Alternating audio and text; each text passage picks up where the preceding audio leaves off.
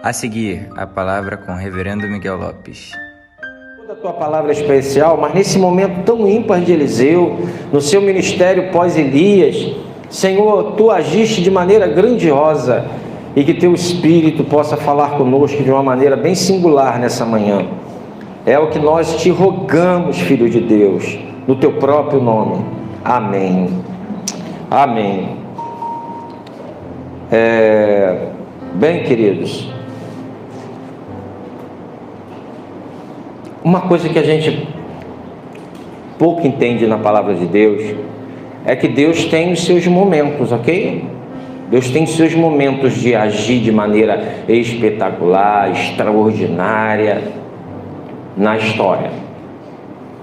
E quando a gente observa esse texto aqui, a gente vê que é um momento singular, é o momento dos profetas, né? O momento de Elias e Eliseu. E a gente vê coisas extraordinárias acontecendo. A gente fala, mas isso não acontece mais hoje, não é mais assim desse jeito.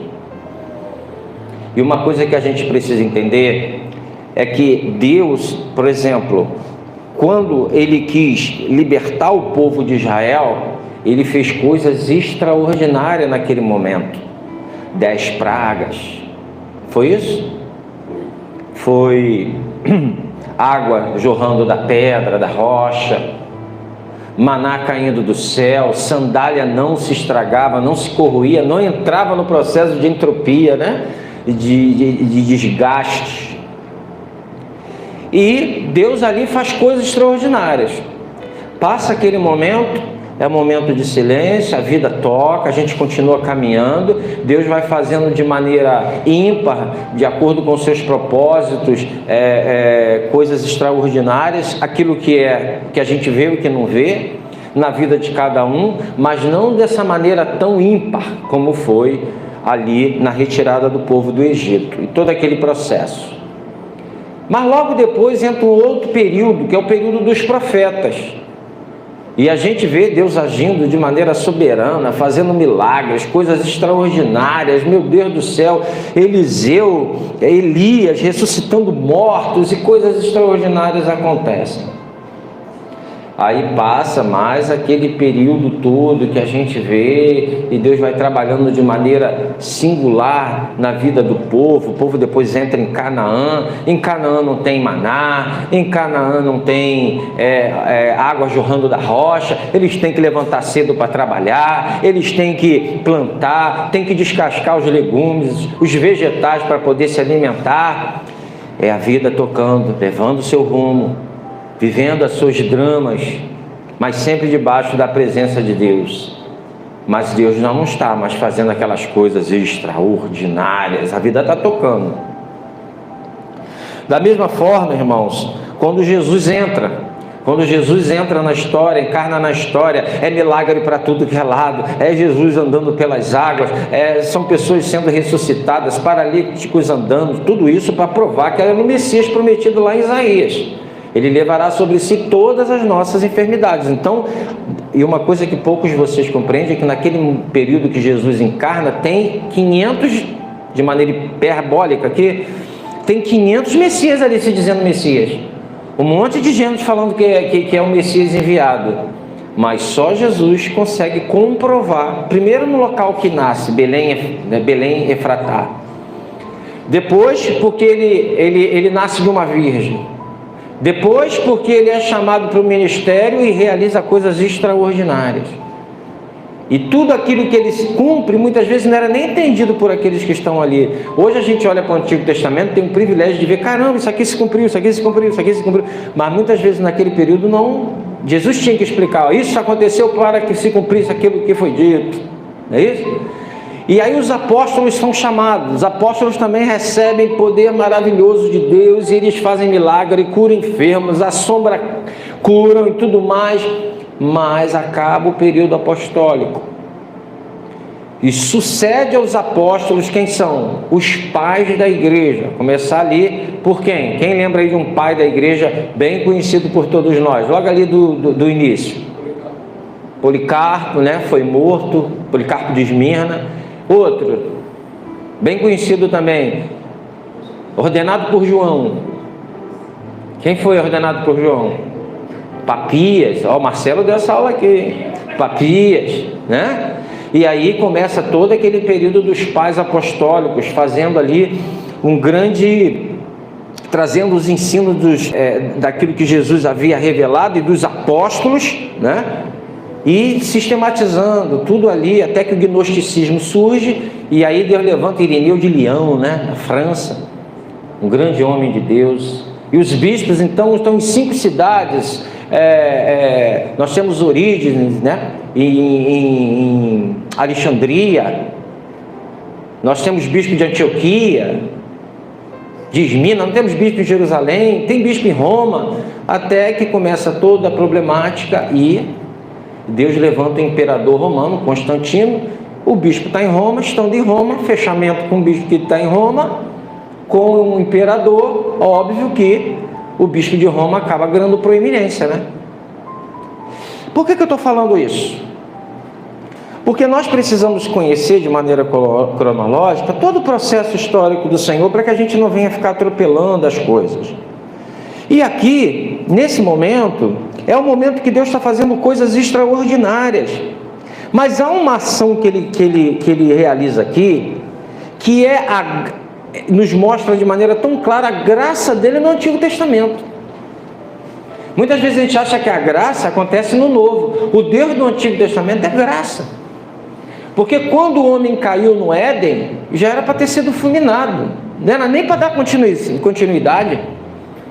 Só em Deus permanecer e colocar o seu plano em ação, já é graça.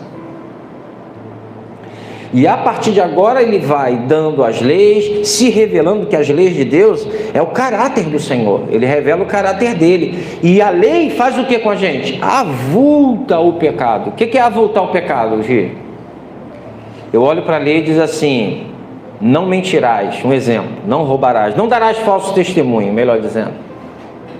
Não darás falso testemunho. Aí a lei vai, eu vivo o quê? Muitas vezes repetindo coisas que eu ouvi falar de alguém sem ter certeza. Eu repasso muitas vezes vídeos, rios, que eu não sei se é verdade. E aí eu estou dando falso testemunho contra alguém. Por isso a gente tem que ter muito cuidado e ver o que a gente está passando para não cair quebrar esse mandamento. Eu cobiço. E Paulo descobre que é pecador quando ele lê lá: não cobiçarás. Ele: caramba, eu cobiço. A lei avulta o pecado e me faz olhar para quem? Para Cristo. Aí eu entendo por que ele morreu por mim. Aí eu entendo que não tem como me conectar com Deus pela lei. A lei me condena e a lei avulta o pecado em mim, ainda que ela seja santa, boa, expressão do caráter de Deus. A lei é maravilhosa. Mas a minha natureza humana não quer saber da lei. A minha natureza humana é contrária à lei. E é muito simples. Se você pegar um cristão convertido hoje, de verdade, e você pegar uma pessoa que não conhece o Evangelho, para ele está tudo certo, e em todos os caminhos que leva a Deus, né? Fazer imagem, adorar outros deuses, é a religião dele, está tudo certo, né? Não se curvar a imagem, ele se curva em todo tipo de imagem, a todo tipo de ídolo. Ele não consegue honrar pai e mãe muitas vezes, né? Ele não consegue entender a responsabilidade que ele tem de honrar o pai e a mãe. Ele não consegue muitas vezes não adulterar. A nossa sociedade é uma sociedade adúltera. É uma sociedade adúltera. A gente pode, gente, olha só, posso dizer para você: ah, mas a mulher saía e aí deixava o homem sozinho, ou então o homem saía e a mulher ficava sozinha e ela trama. Não justifica. Para Deus não justifica. Explica, mas não justifica. Temos as nossas responsabilidades primeiramente com Deus. Ok? Necessita de arrependimento, de verdade. Senão, as orações são cortadas, o relacionamento de Deus é bloqueado.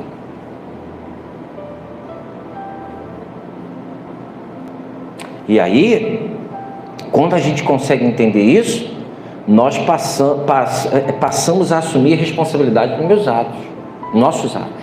A gente precisa aprender a assumir a responsabilidade pelos nossos atos. Errei, pequei. Davi, quando pecou com Betseba, Senhor, puxa vida, eu estava lá, aquele corpão, Senhor, minhas vistas me enganaram. Não, você é responsável, Davi. Você é responsável.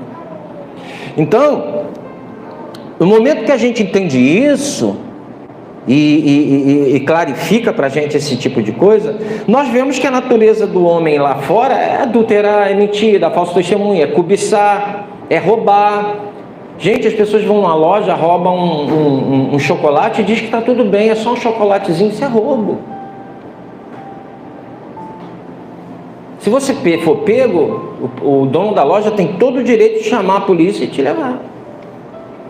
Imagina se todo mundo chegasse lá e levasse o chocolate, né?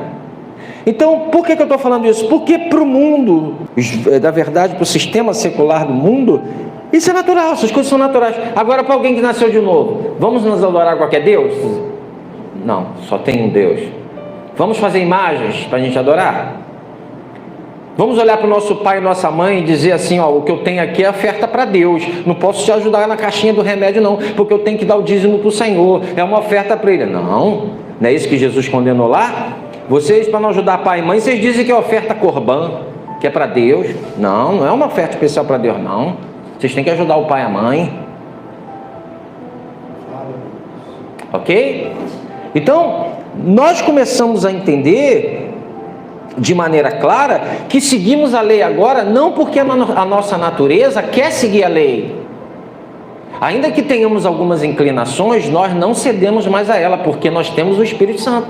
O Espírito Santo nos fortalece para que a gente não siga. Agora, o homem natural, eu gosto muito da expressão de Paulo em Coríntios, o homem natural não entende as coisas do Espírito de Deus, porque eles são loucuras. O homem natural não entende isso. Para ele está tudo certo, que isso não... Por isso, quando Jesus olha para os judeus e fala assim, vocês não são filhos de Abraão, vocês são filhos do diabo, porque vocês querem satisfazer os desejos da carne de vocês. E o pai de vocês sempre fez isso, mentiu desde o início. Ah, mas eu só minto um pouquinho, né? O pai da mentira. Não é Deus o pai da mentira. Não é Deus. E aí você fica achando que Deus vai lançar um raio na tua cabeça, ou que vai aparecer um monstro. Não, Deus não vai fazer isso. Mas Deus te disciplina, porque Ele só disciplina quem ama. Porque qual pai que tem um filho que se rebela contra ele e não disciplina? Então não é pai, pô. Né? E aí ele continua, caminhando aqui para a gente andar um pouquinho. Nada, irmãos, nada pode frustrar os planos do nosso Deus. Deus, em sua onisciência, declara os segredos do rei da Síria. Voltando aqui para o texto, olha comigo o versículo 11. O rei da Síria pensa haver traição. Olha lá, no versículo 11 comigo. Então, voei aqui, estou no 7. Versículo 11. O rei da Síria ficou angustiado com este incidente, então chamou os seus servos e perguntou, vocês não vão me dizer quem dos nossos está do lado do rei de Israel? Por quê? Porque Eliseu avisava ao rei qual era o lugar que o rei da Síria ia colocar o acampamento para atacar, e o rei de Israel colocava a sua tropa lá, e aí, frustrava eles. E ele está agoniado com isso. Ele está desesperado por isso. Quem está avisando aqui? Quem está traindo a gente? E é assim, irmãos. Eu já passei muito por isso, porque às vezes eu estou pregando aqui e às vezes Deus me usa de tal maneira, segundo a graça e misericórdia dele, que a pessoa chega para mim e fala assim, já teve situações assim, pastor, quem foi que falou minha vida para o senhor? Quem foi que falou que eu estava fazendo isso? Pode falar, pastor. Eu falei, eu não falei nada, não, ninguém falou nada comigo. Não, aquilo ali foi, o senhor falou. Alguém falou que isso é possível. E isso acontece o tempo todo, em tudo que é lugar. Às vezes você está ouvindo uma televisão, uma mensagem, e Deus fala contigo. Não é? Então, porque Deus sonda corações. Só Deus pode entrar no mais profundo da nossa alma e conhecer os intentos do coração. Enquanto o pregador está ministrando aqui, ele vai falar com você. porque Ele sabe os intentos do teu coração. E é assim que funciona. É dessa forma que Deus trabalha. E muitas vezes é complicado você falar a pessoa, não sabia não. A pessoa, não sabia, você sabe. Pode falar. Eu falei, meu irmão, tu com Deus, se você quiser, o problema é seu, mas eu sei que Deus não falou. Né? Né, Thaís? Verdade. São coisas que Deus faz extraordinárias. E não é por mim, é quem Ele quiser usar para falar. E aí continua: só o Espírito de Deus pode sondar pensamentos e o coração do homem. Um dos servos respondeu lá no versículo 12: ninguém, ó rei, meu senhor, mas o profeta Eliseu, que está em Israel, conta ao rei de Israel as palavras que o Senhor fala no seu quarto de dormir. Então o rei disse: vão e descubram onde ele está, para que eu mande prendê-lo. Olha, Deus está usando Eliseu para falar com o rei, para livrá-lo do mal, mas o rei da Síria acha que há traição, e agora um dos dele diz que não há traição no seu meio. Há um homem de Deus lá dizendo tudo o que o Senhor fala no seu quarto. Segundo, o rei da Síria envia para Dotã um grande poderio bélico para capturar Eliseu. O exército do Senhor é mais poderoso e maior que qualquer exército humano. Olha o capítulo, no versículo 13 a 16.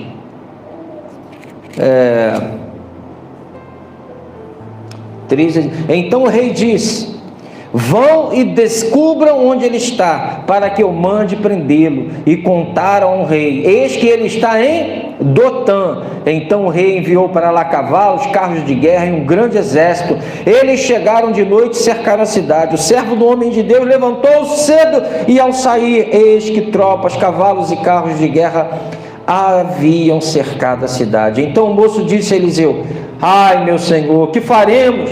Ele respondeu: não tenha medo, porque são mais os que estão conosco dos que estão com eles. Mais os que estão conosco do que os que estão com...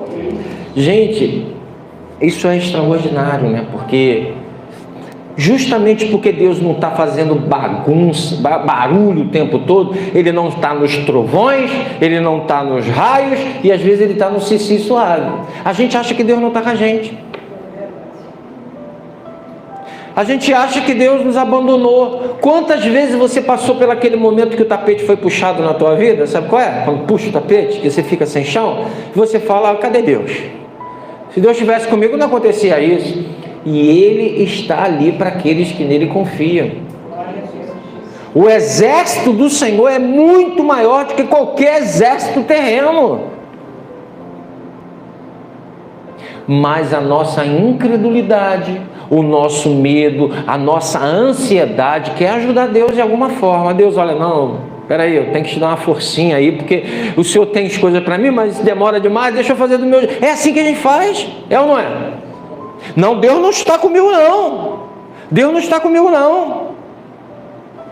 Uma coisa que eu aprendi: nunca queimar etapas na tua vida. Não queima, deixa o processo de Deus se cumprir. Deus tem um processo com cada um de nós. Às vezes leva tempo. Gente, Davi, para ser rei, ele foi ungido 17 anos antes dele tomar posse do reino. 17 anos. E a gente quer tudo para ontem. Paulo levou 17 anos também para poder Deus usar ele de maneira a qual a gente conhece hoje. Ele estava lá na Arábia falando, mas Deus levou 17 anos até ele voltar em Jerusalém e ser enviado para as viagens missionárias dele. Deus precisa de tempo para tirar o Saul de dentro da gente. Tem Saul, eu tenho Saul e tenho Davi em mim.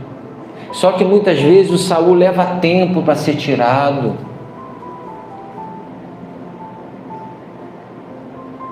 O Saul tem que morrer. Todos nós temos Saul e Davi dentro da gente. Só que Deus, para usar a gente, tem que acabar com Saul. O Saul quer se rebelar, o Saul quer fazer a vontade dele, o Saul quer que tudo seja do jeito dele, e Deus tem que matar o Saul dentro da gente, e leva tempo.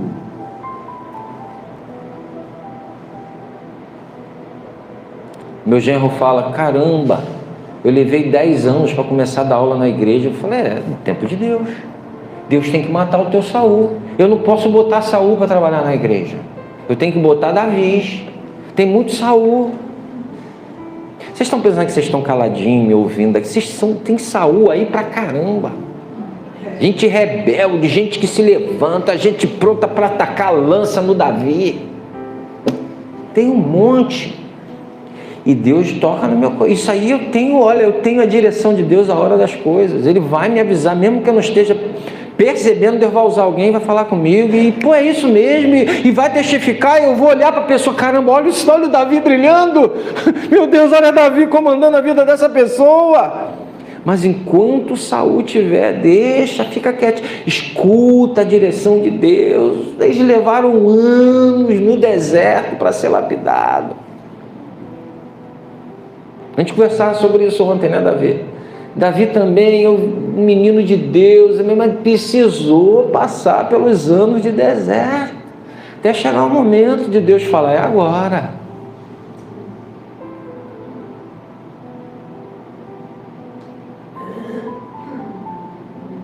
Porque Deus está cansado de ser envergonhado nas igrejas, irmãos. É ator que chega hoje, semana que vem já está dando testemunho de que... Aí daqui a pouco já vira cambalhota, já faz tudo de errado, já envergonha o nome de Cristo. Um artista chegar aqui, pode ser global, vai ficar quantos anos o Senhor disser para mim, para o Saul sair?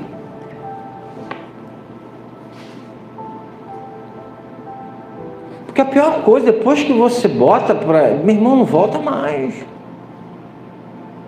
Então não tenha pressa de se batizar, não tenha pressa, a não ser que realmente você saiba que Deus controla a tua vida e você vai glorificar o nome dele lá fora.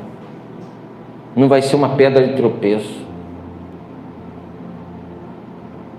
Porque os escândalos vêm, não vêm? Mas ai daquele pelo qual o escândalo vir. Melhor lhe seria amarrar uma cordinha no pescoço, uma pedra enorme do outro lado e se jogar num rio. É isso que Jesus fala? Ai daquele que vem nos escândalos.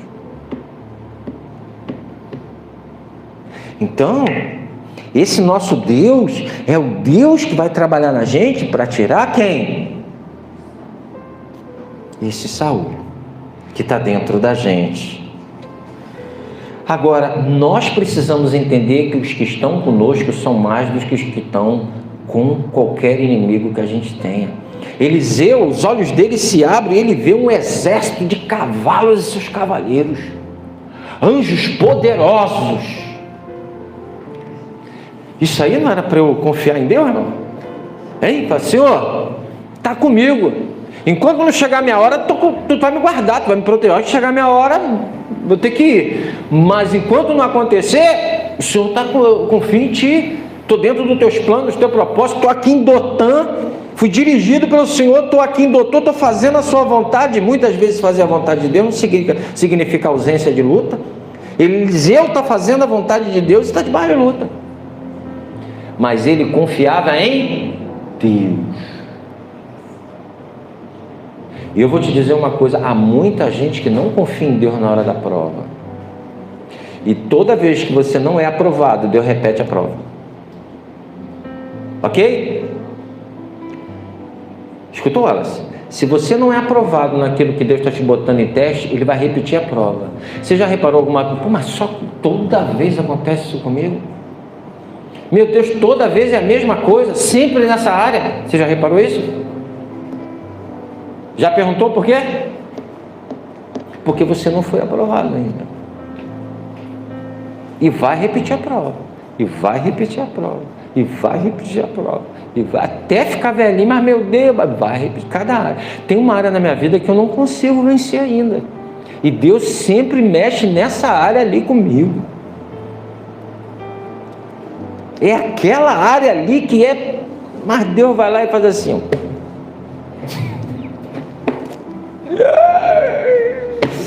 Porque eu ainda não fui aprovado. nele, óbvio, porque sozinho eu não posso, mas leva tempo para trabalhar. Deus usa as coisas naturais para trabalhar na gente. Ele pode fazer extraordinariamente? Pode. Na conversão já é um milagre, né? A gente muda da água para o vinho, é radical, mas passa 1 ano, 2 anos, até menos, a gente continua vendo os saúde dentro da gente. E aí esse resto que fica, até a gente mortificar, é luta. E é a mesma prova de sempre. Fica cansado. De novo, Senhor. Já sei tudo que vai acontecer. A gente já entra no problema sabendo tudinho que vai acontecer. E a gente ainda assim cai no mesmo erro. Faz o mesmo trajeto.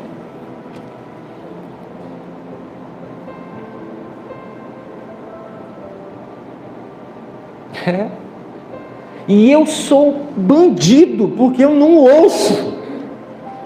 Eu já ouvi, já me chamaram a atenção aqui, Paulo, Johan, tanta gente, e eu faço bandido do mesmo caminho.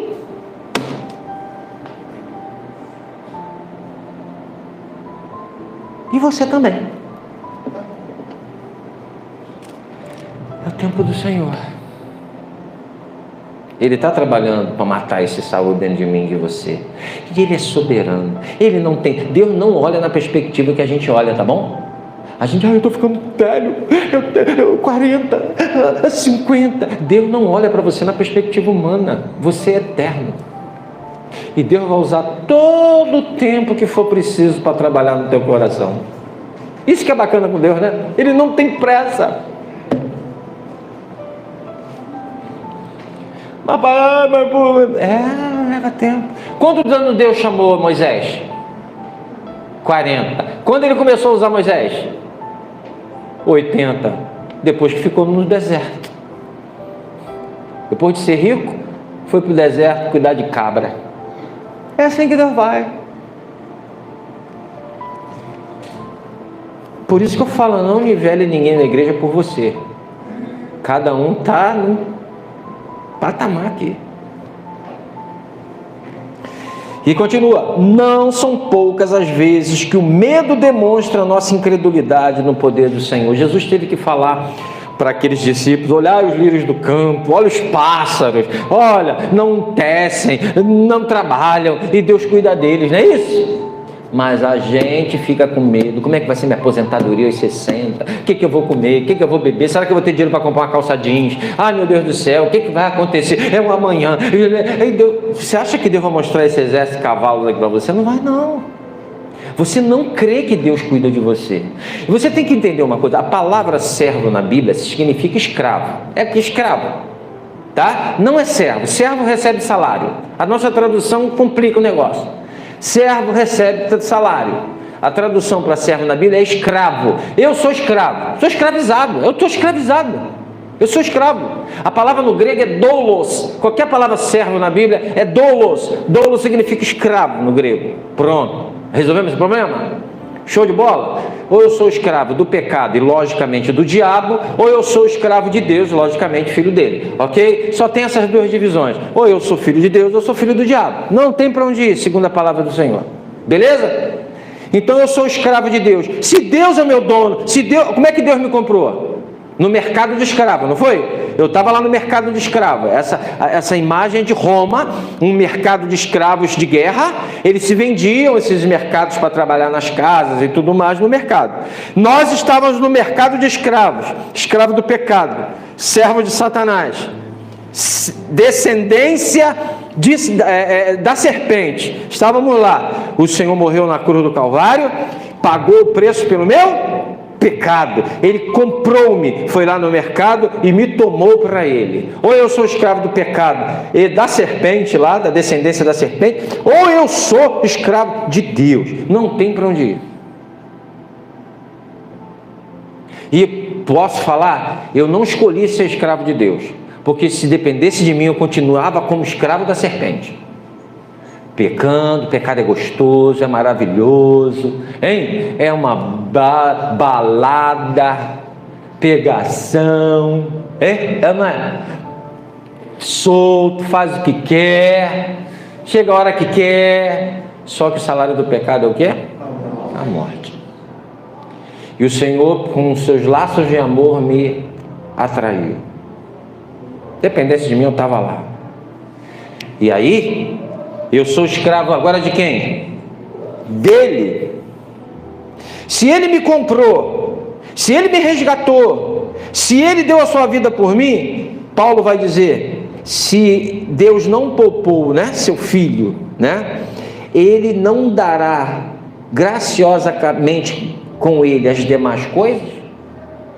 O que ele está dizendo? Ele vai suprir todas as necessidades espirituais que nós temos, para nos conduzir até o último dia. Ele está cuidando de mim em cada situação.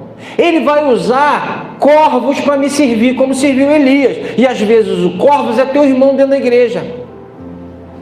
O corvo é teu irmão dentro da igreja. Às vezes não, uma pessoa de fora. Deus vai cuidar de você. E você tem que deixar Deus cuidar de você do jeito que Ele quer durante o deserto. Amém.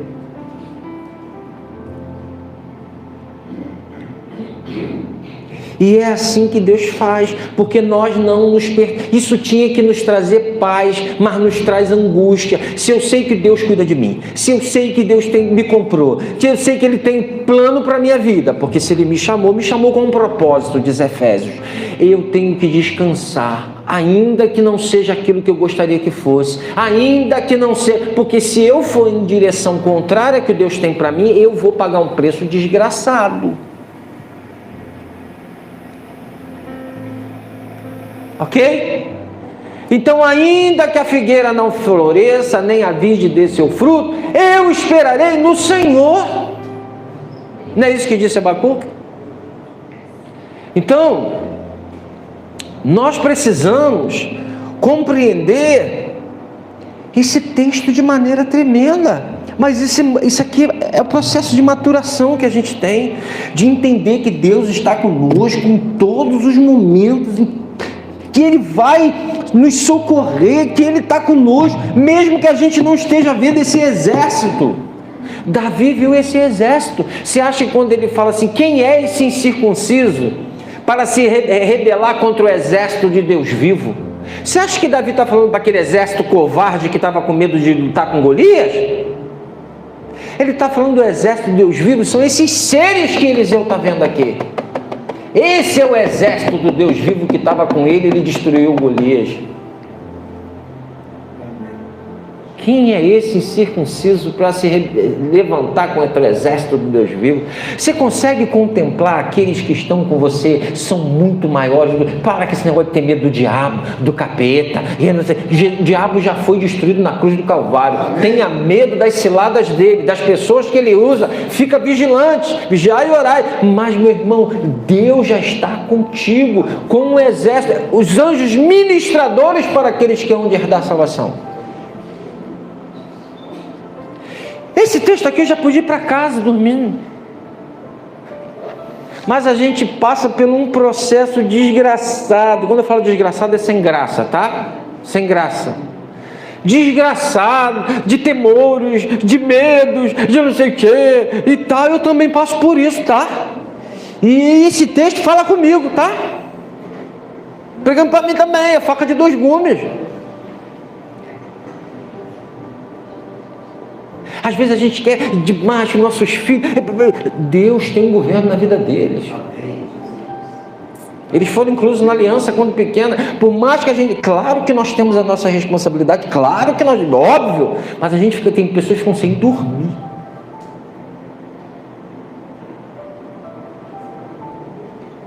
Se Deus não guardar a cidade, em vão vigia o sentinela. Vamos repetir isso? Se Deus não guardar a cidade, em vão vigia a sentinela. Achamos que tudo depende da gente. Óbvio que temos a nossa responsabilidade humana, mas o coração do homem é como o coração do rei, como o rio, né? Deus vai dirigindo de acordo com seus... Deus está conduzindo você, Deus está tecendo. Ah, mas olha, como é que Deus está comigo se eu estou passando por isso? Faz parte do processo.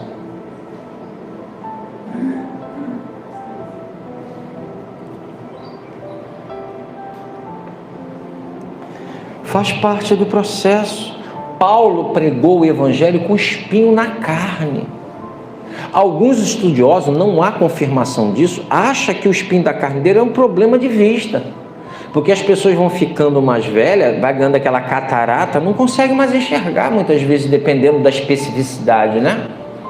Perdão, da espessura. E não tinha tratamento naquela época. E ele pregava o evangelho. Mais são aqueles que estão com você do que os que estão. Eu sei que, meu irmão, dói. Eu sei, você não está cumprindo nenhum karma. Você não está vivendo uma vida porque Deus não te ama. Pelo contrário, muitas vezes o Senhor tira aquilo que mais a gente aprecia para a gente não tirar Ele da nossa vida. Porque é melhor entrar no reino de Deus sendo cego, sem uma perna, sem um braço, do que tendo os dois braços, enxergando o geral, ser lançado no fogo do inferno. Não é isso que diz a palavra? E Deus sabe as amputações que precisa fazer na nossa vida. Porque, meu irmão, tem pessoas que o coração é duro.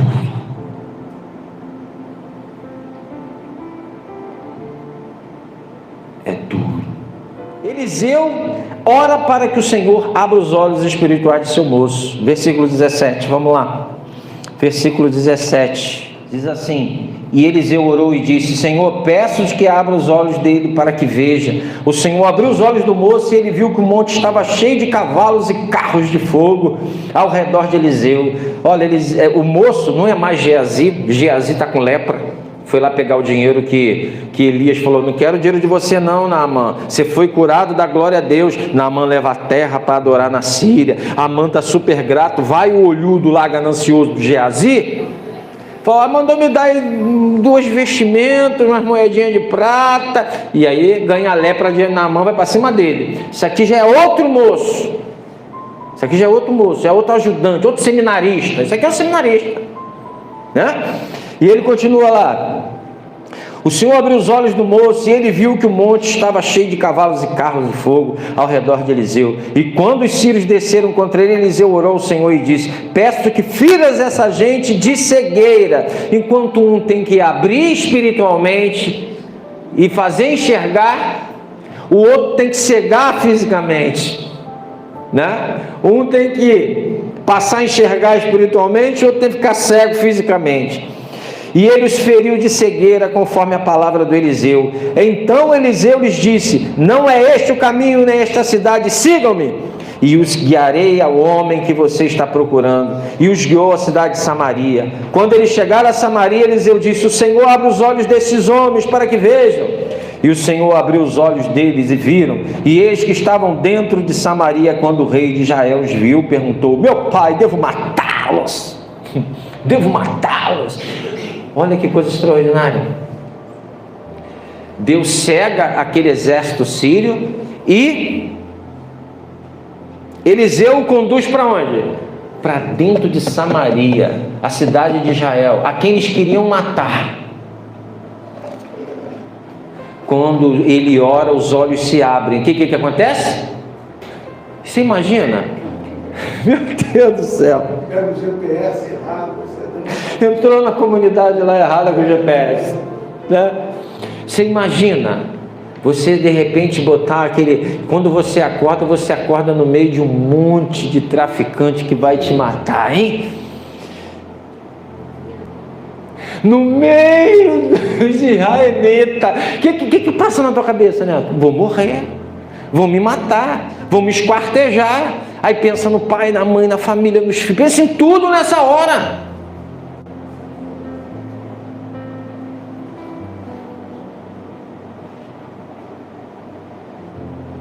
Mas a graça de Deus é graça. Deus é o Deus da graça. Quando a gente acha, acabou. Até com os inimigos Ele é gracioso. Amém. Porque Deus manda a gente amar os inimigos. Deus não tem prazer na morte do ímpio, não é isso que Ezequiel fala? Olha que coisa extraordinária. Meu pai, devo matá-los? Devo matá-los? Ele respondeu: não os mate, Você mataria aqueles que fizessem prisioneiros com a sua espada e o seu arco? Ordena que lhes deem pão e água, para que comam, bebam e voltem para o seu Senhor. Deus aqui não está com um propósito de discipliná-los, de isso, de aquilo. Deus só permitia a morte no Antigo Testamento quando sabia que aqueles povos ali iriam atacar e acabar. Vocês têm no retiro, eu ia pregar essa mensagem hoje, mas eu não preguei. Nós vamos ver a semente da mulher, o descendente da mulher e a descendência do dragão, que é o capítulo 12 de Apocalipse, né? E a descendência da serpente. Essas duas descendências estão na história. Nós vimos o tempo todo que a serpente tentou matar quem? 7. Caim matou Abel, vem 7. De 7 ele chega até onde? Até o dilúvio. No dilúvio, o dragão, a serpente, tinha feito a cabeça da linhagem de 7 para se misturar com os filhos dos homens. E os filhos de Deus ali seriam a linhagem de 7, né? E os filhos dos homens, a descendência de Satanás, ou seja, a descendência da serpente, os que não têm Cristo. E eles fazem de tudo para que se misture. Deus fica tão revoltado que fala o quê? Vou destruir tudo. Acabou o filho da promessa lá. Não acabou? A promessa feita no Jardim do Éden. Mas Deus chama a família de Noé. Certo? E a família de Noé recomeça tudo de novo. Até chegar onde? Jacó. Deus chama Abraão, diz, ó, o filho da promessa vai vir de você. Que promessa é essa, Thaís? Gênesis 3,15. O filho da promessa. E aí Sara é estéril. Sara não tem filho. O que acontece? Deus faz um milagre maravilhoso. Ela tem filho, Isaac. Só que Deus depois fala, você me ama mesmo? Vamos ver se você me teme. Deus pede para sacrificar o próprio filho.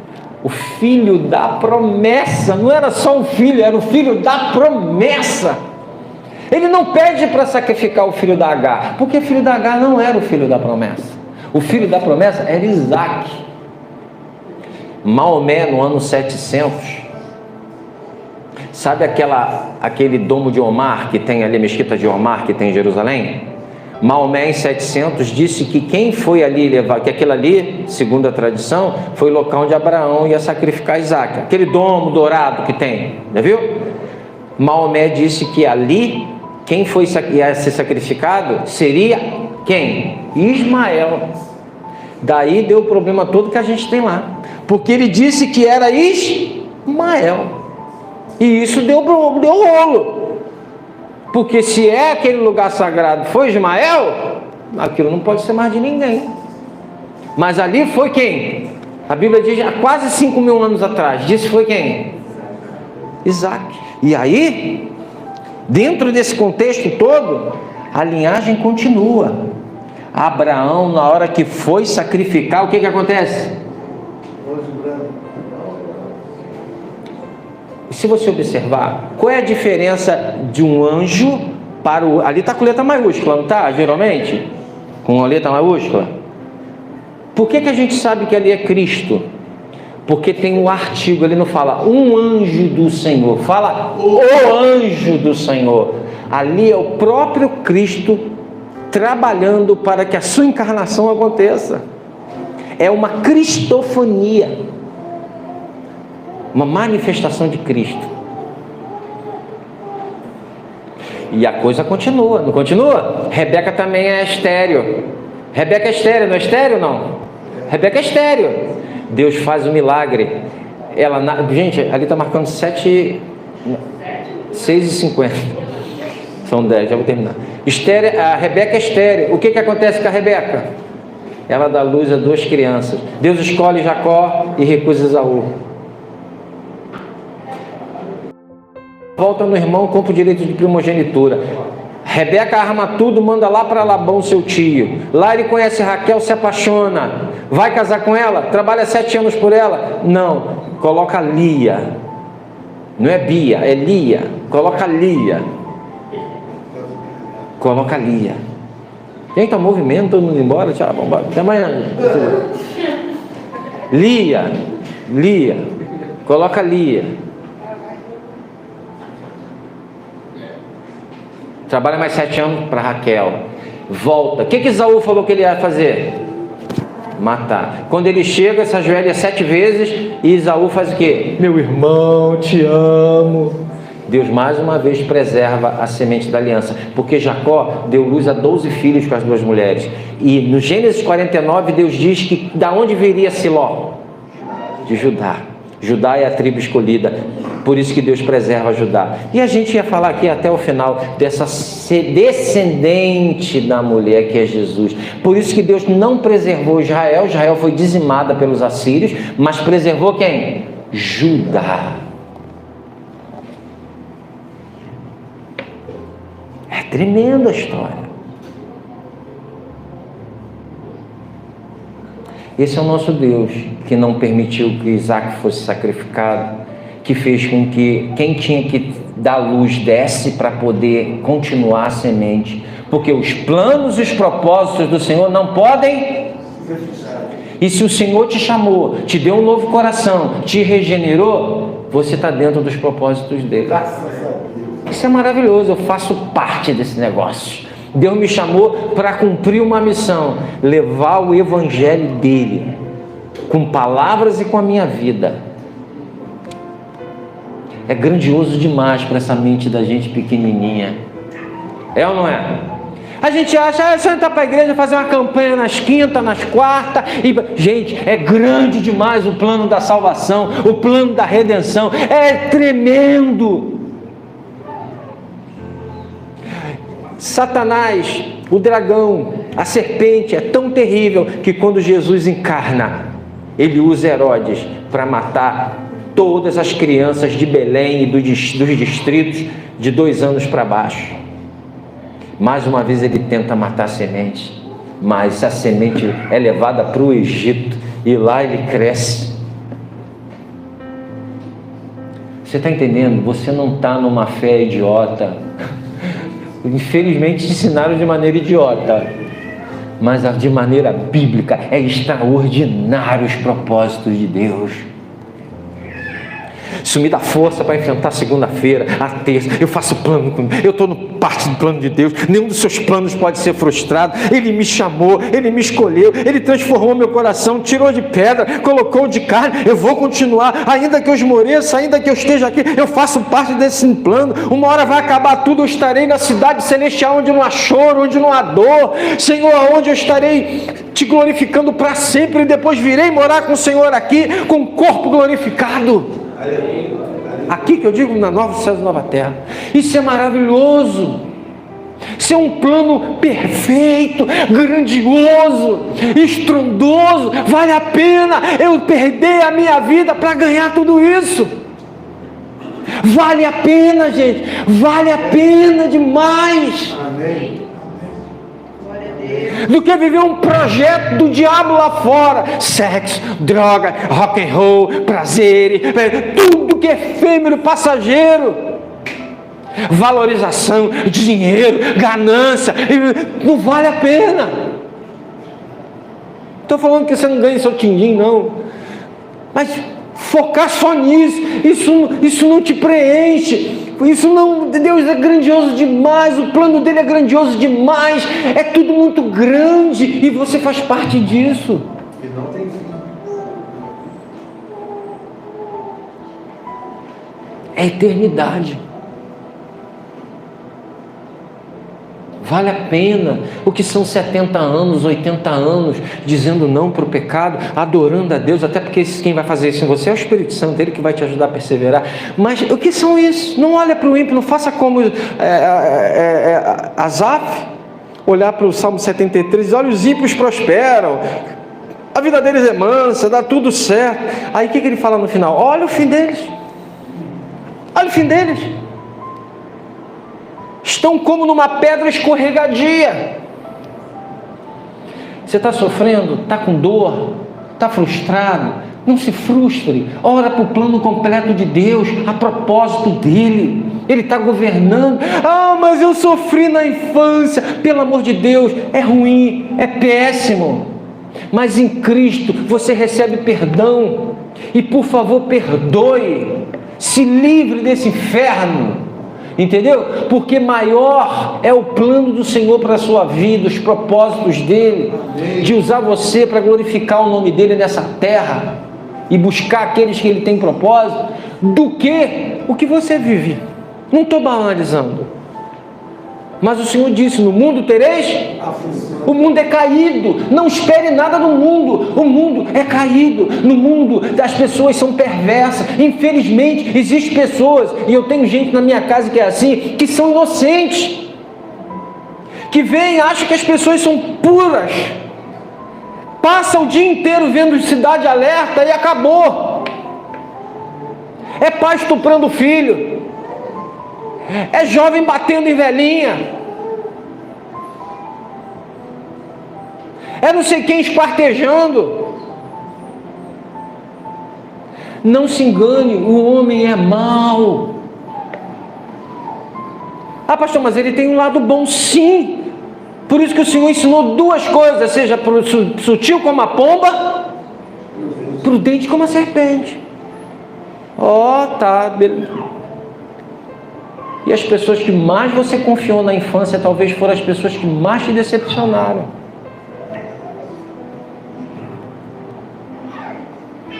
Vale a pena seguir esse Deus. Ele tem um novo plano para a gente, um plano novo, de vida, de restauração, de glorificação do seu nome, de vida eterna. O céu não é na terra, mas Ele nos dá força para passar por todos os problemas, e mais são os que estão conosco do que os que estão com Ele. Aqui o Senhor mostra a graça dEle. Ele não matou os inimigos. O pessoal fala, no Antigo Testamento Deus é mau. Não, Deus podia ter feito. Deus só permite a morte quando sabe que aqueles povos circunvizinhos iriam destruir o propósito da semente. Amém? Pegou? Deu para pegar, João? Pegou, João? Pegou? Pegou, Eduardo? É grande demais, tá? Eu não falei 10% nem 10%, 1% da grandiosidade desse negócio. E você faz parte disso. Isso que é maravilhoso. Senhor, nosso Deus, nosso Pai, nós te glorificamos na beleza da tua santidade. Grandes são teus planos, teus projetos. E ainda, Deus amado, que na caminhada haja coisas maravilhosas para nossas vidas, coisas grandiosas em nossas vidas, Pai. Há percalços, há lutas, há negações, mas vale a pena, Senhor, porque fazemos parte de um projeto muito maior, algo que foi planejado antes da fundação do mundo. Senhor, a redenção da humanidade, a queda da humanidade, Deus amado, e o teu propósito. Por isso que a nossa cosmovisão tem que ser criação, queda e redenção. Criação, queda e redenção. Eu tenho que olhar esse mundo criado por Deus, mas caído, porque o homem entregou, Pai querido, ao pecado. Mas, Senhor, redenção, porque Cristo veio redimir. Ele já começou esse propósito, nos redimindo. A natureza geme, aguardando a redenção dos filhos de Deus, e ela mesma vai ser redimida no final.